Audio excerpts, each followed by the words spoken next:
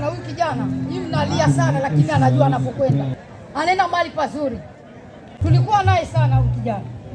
Babake amenifundisha mpaka akawa headmaster. Lakini nimekuja na huzuni kweli, kwa sababu kijana mdogo ameenda. Anifiki miaka yangu, tumevukana tu na miaka miwili. Mimi niko na 31, yeye yuko na 29. Na huzuni sana, mtoto mdogo ametuacha. Ametuacha kwa sababu Mungu ameona pale penye amefikia. Wewe hapa leo nakuuliza tu, Yesu aje hapa. Umeamaliza wewe? Maana umenicheka, mimi nimekuja hapa mbele umenicheka. Mtoto wa Mr. fulani amekuja. Sawa, mimi don't care, babangu ni mwalimu kweli, lakini najua nafanya nini.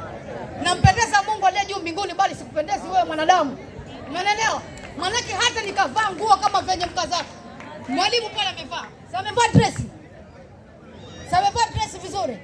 Lakini kama hamjui Mungu, hawezi fika mbinguni. Unaenda na kanisani kila siku, Bwana asifiwe, na ikawa ni bure. Mimi nimekuja leo hapa, lakini najua Mungu amenipokea. Wanapopokea, anapookoka mtu mmoja, Mungu amebariki, si ndivyo? Naomba Mungu nibariki. Asanteni sana kwa kunipa hii nafasi.